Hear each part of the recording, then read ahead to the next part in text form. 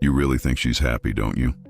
You tell yourself she moved on, that she's living louder, smiling brighter, forgetting your name like it never meant anything.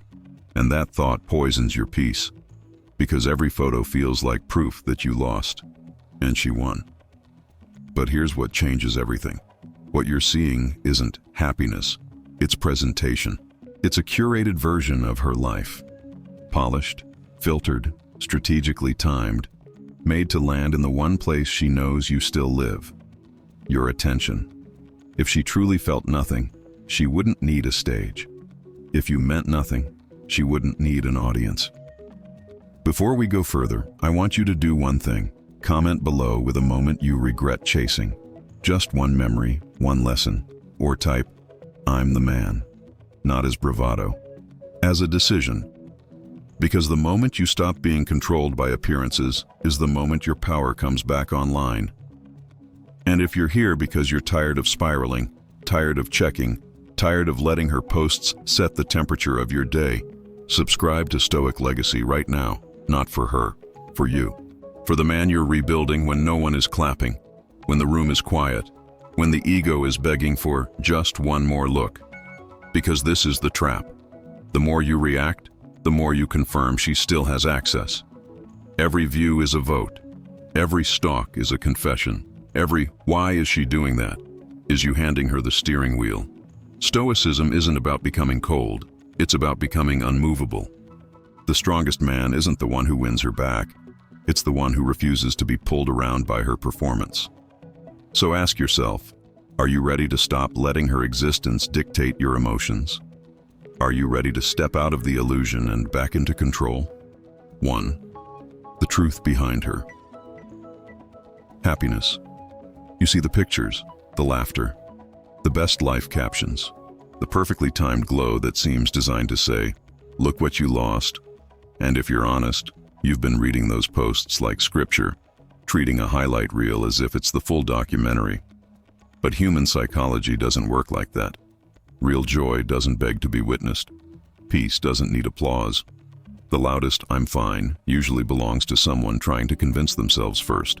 Sometimes what you're seeing is a defense mechanism, an attempt to control the story before the silence tells the truth. Because silence is where reality speaks. When the phone is down, when the night gets quiet, when the distractions run out, people feel what they've been avoiding. And that's the part you never see, the moment the performance ends. Here's the part that matters. Your reaction is the fuel. Your attention is the oxygen. The more you watch, the more you teach her that the show is working. And the less you watch, the more something uncomfortable creeps in. Because when the spotlight doesn't reach you anymore, doubt starts to reach her. So don't let edited seconds control your whole nervous system. Don't let a filtered smile rewrite your worth. Stop feeding the illusion with your eyes, your mind, your time. If you're done being controlled by what you think her life looks like, say it in the comments. I don't react, I observe.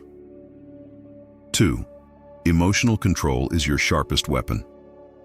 Right now, she thinks she knows you, not because she understands your soul, but because she remembers your patterns. She remembers the way you used to respond, the urgency, the late-night paragraphs, the just checking in, the need to feel chosen again. And that's why this hits so hard. She expects you to be predictable. Stoicism teaches a brutal truth that most men never master. Whoever controls their emotions controls the situation, not by manipulation, by sovereignty, by refusing to hand your inner world over to someone who no longer has the right to it.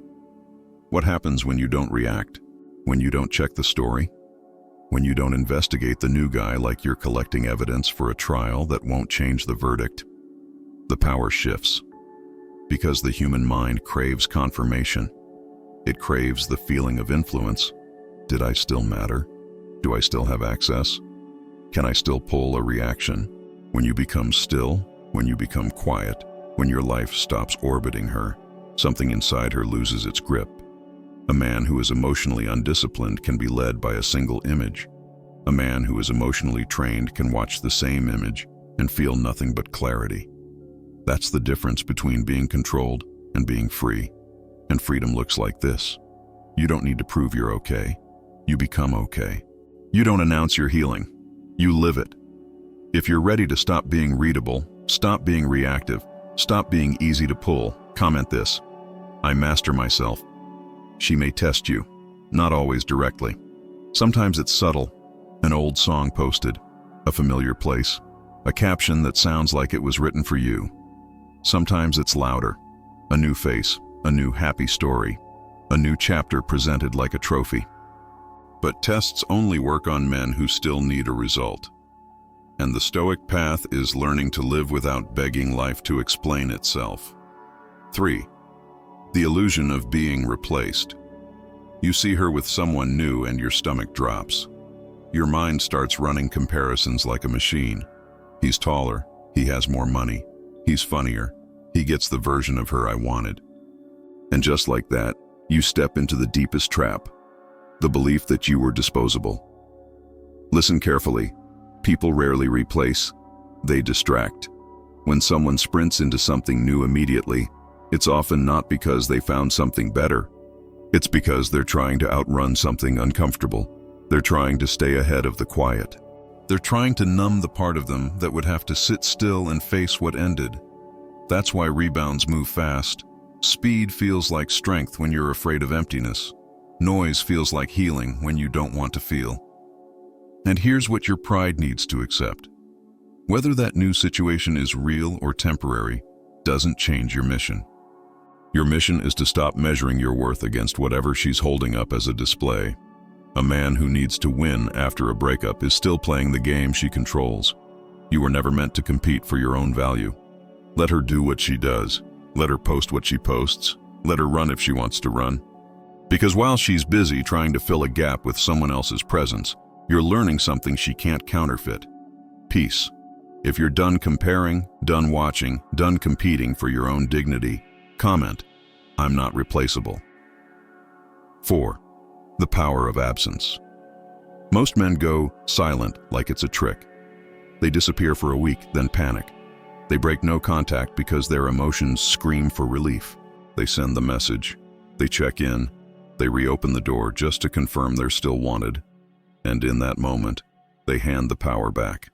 Absence isn't a tactic, it's a boundary. It's a decision to stop leaking your energy into someone who no longer protects it. Here's a law of human nature. Scarcity creates value. It's why rare things are chased. It's why what's always available is taken for granted. And it's why a man who remains accessible after being discarded is quietly telling the world, I don't have options, I don't have standards, I don't have self-respect. But when you're truly gone, mentally, emotionally, spiritually, something changes. The mind hates unanswered questions. It hates uncertainty. And when your presence vanishes without explanation, it plants a seed. What if I misjudged him? What if I lost something real? But don't confuse this with revenge.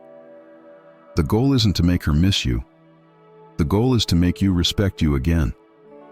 You disappear because you finally realized you were giving away too much to someone who didn't earn it. You vanish from the orbit because you're building a life that doesn't require her attention to feel valuable.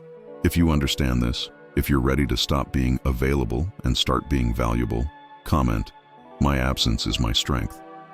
You might still have that fantasy, and I'm not going to insult you for it. The fantasy where she wakes up one day, checks your page, sees you thriving, and feels the weight of what she threw away. That urge is human, but a Stoic man doesn't build his future to punish someone from his past. 5. Rebuilding without revenge. Revenge is just attachment wearing armor. It's still you living for her reaction, just with a different mask. The real upgrade is this: you stop moving with the intention of being seen. You stop performing your healing. You stop announcing your progress like you need a witness. You build quietly, consistently, without negotiation, because the greatest flex isn't making someone regret you. It's becoming so solid that you don't even care if they do. She may expect you to start posting wins, the gym mirror shots, the new girl, the money captions, the look at me now energy. But those are still moves made from a wound. They're still the behavior of a man seeking validation from the person who hurt him. Stoic power is different. Stoic power is becoming the man you respect in private, so you don't need applause in public. And yes, if she ever looks back, what will hit her hardest won't be your anger or your sadness. It will be your absence from the story, the realization that you didn't revolve around her, that you grew anyway, that you moved forward without needing her to approve it. If you're rebuilding for yourself, not to prove a point, comment, "I evolved for me." And real quick, if this is speaking to you, tap like in a quiet, supportive way, not to help the algorithm like a robot, but to mark the moment for yourself. This is where I stopped being controlled. 6. The art of detachment. A lot of men confuse detachment with bitterness. They hear "don't care" and think it means becoming cold, cruel, hardened. No. Detachment means your inner stability is no longer rented out to someone else's behavior. It means you stop treating love like a leash. You stop confusing attachment with devotion. You stop believing that proving your pain is the same as proving your value. Because here's the uncomfortable truth. Caring too hard, too fast, too visibly, especially after someone has already stepped away, often collapses respect. It makes you predictable, and predictability makes you easy to manipulate. The world doesn't chase what it already owns. Detachment is saying, "I can miss you and still choose myself. I can feel the ache and still keep my dignity. I can love what was real and still refuse what is disrespectful." And once you master that, you become rare. A man who doesn't beg, a man who doesn't rage, a man who doesn't crumble, a man who doesn't need constant reassurance. That kind of man is difficult to replace, not because he's perfect, but because he's anchored. She might circle back just to test if she still has access. A like, a message, "Hey stranger," not always because she wants you back, sometimes because she wants to confirm she still could. Detachment is the moment you realize access is earned, and she hasn't paid the price. If you're ready to release what no longer serves you, comment, "I let go with strength."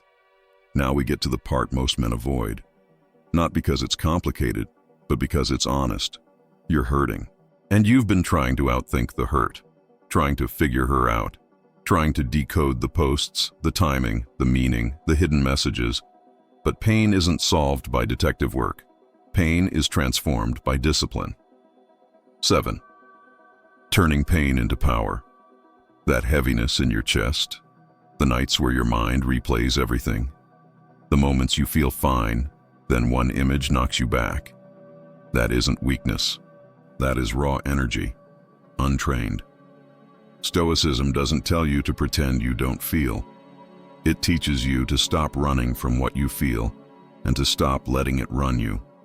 Pain has a purpose. It exposes what you still depend on. It reveals where your identity was outsourced. It shows you where you were building your life on something unstable. And that's why heartbreak can become a forge.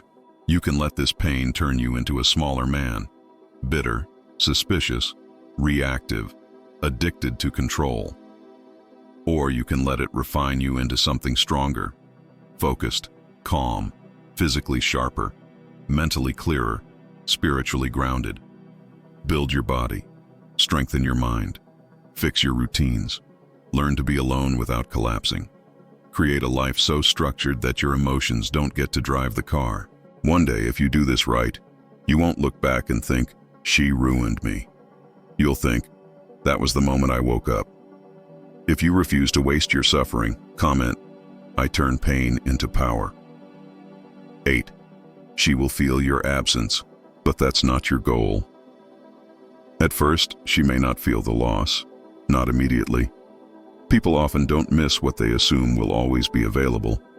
In the beginning, she's distracted, entertained, confident in her decision. The world feels loud enough to drown out the consequences, but time has a way of removing noise. Eventually, the messages stop coming. The attention fades. The familiar presence she used to take for granted is simply gone, and the mind starts asking questions it can't escape. Where did he go? Why isn't he checking? Why isn't he fighting for access? That's when absence begins to speak. Not because you posted something clever, not because you proved anything, but because you became unavailable, fully, finally, cleanly. And if she ever reaches out, Whether it's a text, a casual like, a friend asking about you, your job isn't to punish her. Your job is to protect the man you've become. You don't chase ghosts. You don't run backward. You don't trade your peace for a familiar chaos.